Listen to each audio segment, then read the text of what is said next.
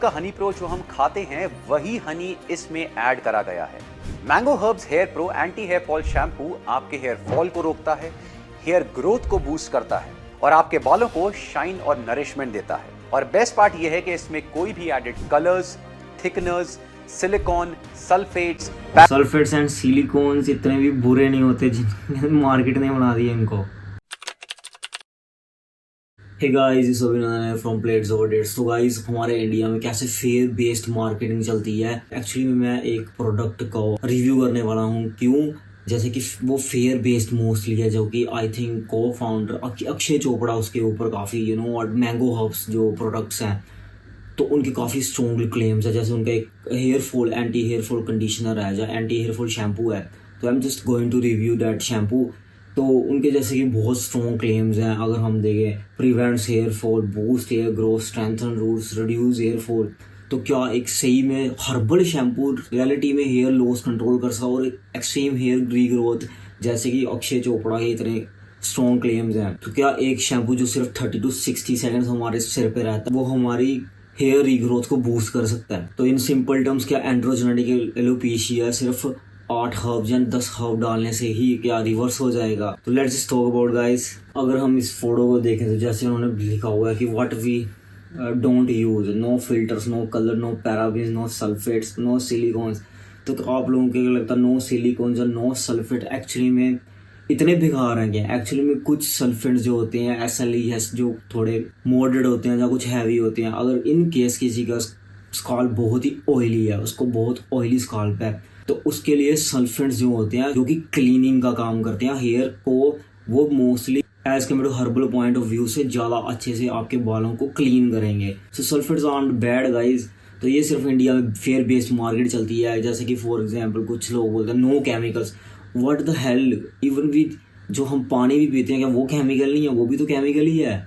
और एक बड़ी बात, ये कंपनीज जो होती हैं इनको पता है हम इंडियंस केमिकल से बड़ा भागते हैं कि ये केमिकल पर लेकिन एक्चुअली में हमारी बॉडी के अंदर भी तो सारा केमिकल एक्सपोजर ही तो हो रहा है, वो केमिकल रिएक्शन ही तो हो रहे हैं, तभी तो हम जिंदा रह पा रहे हैं। तो chemicals art bad, they depend on कि किसके लिए कुछ केमिकल्स बेहतर हैं और किसी के लिए कुछ केमिकल्स नॉन बेहतर हैं। तो जैसे नो सिलिकॉन्स बहुत ही कमाल के होते हैं। अगर किसी शैम्पू में हो, जैसे कि डेमेथिकॉन, एक एमोडी मेथिकॉन होता है, तो उससे कि अगर आपने हेड एंड शोल्डर जैसे कुछ बड़े अच्छे क्वालिटी के शैम्पूज जैसे फॉर एग्जाम्पल लॉरियल के अगर यूज़ किए हो, तो उनका फॉर्मूला बेस बहुत ही कमाल का होता है। उससे सिर धोने के बाद आप नोटिस करना आपके बालों में एक प्लास्टिक सी कॉस्मेटिक लुक आती है, वो शाइन आती है। तो उससे वो ब्रेकेज फ्रिक्शन जो होती है वो कम होती है, जिससे कि आपके बाल बड़े स्मूथली एक शाइनी लगते हैं। तो वो कॉस्मेटिक लुक होती है। That doesn't mean that is not a natural, that is way more amazing than this herbal type of look. तो मुझे लगता है जैसे no SLS, no LS, no harmful chemicals, जैसे कि मैंने बताया हर एक चीज ही केमिकल है। No hormones, no paraffins, natural, यही तो चीज़ है गाइस। हमारे इंडिया में जितनी भी मोस्टली मार्केटिंग है ना, जैसे कुछ DHT ब्लोकर भी बनाए हुए हैं, नेचुरल DHT ब्लोकर। आपके अंदर के रिसेप्टर को कोई नेचुरल थिंग कैसे ब्लो कर सकती है? तो नेचुरल के नाम पे हमारे इधर ना बहुत मार्केटिंग मिलती है इंडिया में मोस्टली। तो क्योंकि हम लोग जो हैं हम केमिकल से भागते हैं, बल्कि केमिकल्स आर बैड दो। तो मुझे लगता है इस शैम्पू में जो मैंगो हर्ब्स का है, यहाँ पे सिर्फ ज़्यादा फोकस इस पे कि हमने क्या रिमूव किया है। यहाँ पे ये फोकस नहीं है कि हमने क्या दिया और क्यों दिया है। You know what I'm saying? यही तो guys marketing point of view सबसे बड़ा रेड फ्लैग होता है, जो कि मोस्टली फेयरफुल साइट ऑफ को देख के शैम्पूज बनाए जाते हैं और ऐसे क्लेम्स दिखाए जाते हैं। अगर ऐसा ही है, अगर एक सिर्फ शैम्पू आपको इतने अच्छे रिजल्ट दे, आपके हेयर रीग्रोथ जैसे अगर फॉलिकल मिनिचराइज्ड हो जाए, तो अगर क्या शैम्पू जो 30 सेकंड 60 सेकंड तक रहेगा तो क्या वो उसको रिवर्स कर देगा? तो ऐसा नहीं होता। अगर DHT ड्रिवन हेयर लॉस है किसी का, तो क्या ये शैम्पू सिर्फ एंटी हेयर फॉल शैम्पू उसके बालों को स्टॉप कर सकता है? Just think about guys. अब देख, जो मैं सल्फेट्स की बात कर रहा था, जैसे कुछ लोग बोल रहे हैं कुछ शैम्पू जैसे मैंगो हर्ब के इस एंटी हेयर फॉल शैम्पू में भी लिखा हुआ है नो सल्फेट्स। तो सल्फेट्स, अगर सल्फेट्स फ्री कोई शैम्पू है तो इट डजंट मीन कि वो बेटर है, ओवरऑल फॉर्मूला मैटर करता है।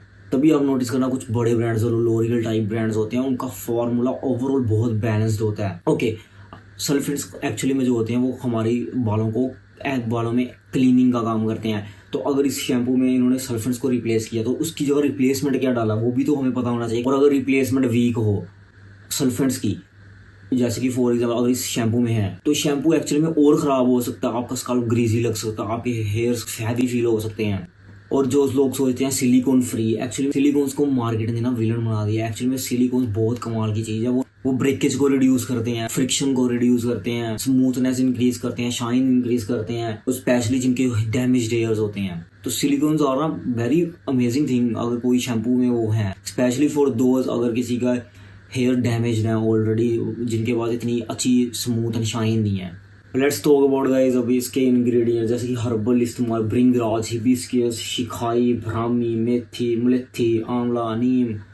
कंज्यूमर देखता है कि 8 हर्ब्स। अगर scientifically chemist of point of view देखे जाए, cosmetic chemist point of view, तो क्या ये overall formula is a really anti hair fall? अगर नंबर 1 है, क्योंकि इसमें अगर ऐसे 8 हर्ब्स है तो साइंटिस्ट इसमें पूछा कॉन्सेंट्रेशन कितनी है, स्टैंडर्डाइज्ड एक्सट्रैक्ट कितना है, पेनिट्रेशन डेटा कहाँ पे है, क्लिनिकल डेटा कहाँ पे है, it is a leave on shampoo और अ वॉश ऑफ शैम्पू, तो वो कौन बताएगा? और ये सबसे बड़ा रेड फ्लैग है कि शैम्पू से हेयर रिग्रोथ होता है। जैसे कि मैंने बताया, अगर शैम्पू सिर्फ 1 मिनट तक आपके स्काल्प में रहेगा तो वो आपके स्काल्प में कितना ही पेनिट्रेट करके अंदर तक जा पाएगा, क्योंकि हेयर फॉलिकल्स की बायोलॉजी को मंथ्स लगते हैं टू रिकवर और ग्रो। तो अब देखो गाइस, क्यों ये जो नेचुरल और हर्बल बेस्ड प्रोडक्ट्स होते हैं इंडिया में क्यों काफ़ी कामयाब होते हैं as compare to other brands जो कि केमिकल बेस्ड होते हैं? तो रीज़न नंबर 1 वो है फेयर सेलिंग फार्मूला, और बहुत सारे ब्रांड्स इसी को फॉलो करते हैं। तो पहले तो ये होता है कि पहले तो फेयर क्रिएट करो ऑडियंस, जो भी कंज्यूमर्स हैं, जैसे कि sulphates are dangerous, silicones are dangerous, chemicals are dangerous. भाई पानी भी जो हम पी रहे हैं वो भी तो केमिकल है, हाँ वो chemicals are dangerous. Then came up with the solution, ancient herbs, ancient mythological herbs, Ayurveda 100% natural, bla bla. और फिर प्रॉमिस किए जाते हैं hair fall stop, hair regrowth, stronger roots. अगर इवन इफ अगर वो होते भी हैं, अगर इस शैम्पू से या किसी और हर्बल शैम्पू से, तो may be this most of the results are anecdotal point of view और placebo, because most of the company avoid hard evidence. अगर इतना ही आपके शैम्पू में दम है, अगर हेयर फॉल को कंट्रोल करता है, हेयर काउंट स्टडीज दिखाओ हमें, नॉरवुड स्केल इंप्रूवमेंट्स करके दिखाओ, कंट्रोल ट्रायल्स होने चाहिए। तो जो असली सवाल पैदा होता है, अगर ये शैम्पू इतना ही पावरफुल है, जहाँ दमदार है, तो आंवला, ब्रह्मी, मेथी, हिबिस्कस, मुलैथी, ब्ला ब्ला, तो जेन्युइनली एंड्रोजेनेटिक एलोपेशिया रिवर्स हो जाती। तो $1 बिलियन फार्म जो dutasteride, minoxidil, finasteride, dermatologist around the world क्यों यूज करते? वो ये आंवला बेस्ड शैम्पू लेते और $1 बिलियन फार्मा फेल हो जाती गाइस। तो वो ये यूज ही नहीं करते। सिंपल फंडा, ये मोर चीप 500 रुपए का हर्बल शैम्पू लो है और उससे इंसेन ग्रोथ पाओ। वाओ। तो लास्ट थिंग, क्या हर्बल सारे यूजलेस हैं? आई एम नॉट सेइंग कि सारे हर्ब यूजलेस हैं, और हर्ब्स एक्चुअली में यूजलेस होते भी नहीं है, लेकिन ये कंपनीज के क्लेम्स होते हैं ये यूजलेस होते हैं, और ये नॉनसेंस भी होते हैं। हैविंग जैसे फॉर एग्जाम्पल ये झूठे प्रोमिस एंड फेक डेटास दिखाते हैं, हेयर रीग्रोथ बूस्ट, क्योंकि कुछ हर्ब्स एंटी इन्फ्लामेटरी का काम कर सकते हैं, एंटीऑक्सीडेंट एक्टिविटी को इंक्रीज कर सकते हैं, कंडीशनिंग इंप्रूव कर सकते हैं, ब्रेकेज रिडक्शन कर सकते हैं, स्काल्प कंफर्टेबल हो सकते हैं कुछ ये shampoos. But mild sportive effect doesn't mean that hair regrowth treatment guys. और ये डिफरेंस आई थिंक सबके लिए समझना बहुत इंपॉर्टेंट है। So final take away from this video guys, I am not saying this shampoo is totally useless, but I am just saying claims regarding that shampoo is really useless and nonsense, because अगर sulphates इतने ही बुरे होते तो most of the clarifying shampoos